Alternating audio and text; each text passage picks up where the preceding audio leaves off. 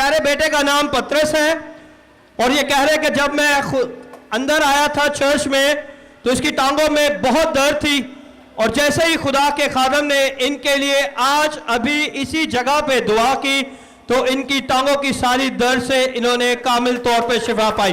जोरदार तालियां बजाएं, आप अपनी टांगों को ऊपर करके दिखाएं ताकि हम दुनिया को बताएं कि यीशु कामिल शिफा देने की कुदरत रखता है। जोरदार तालियां बजाएं यीशु के जलाल के लिए।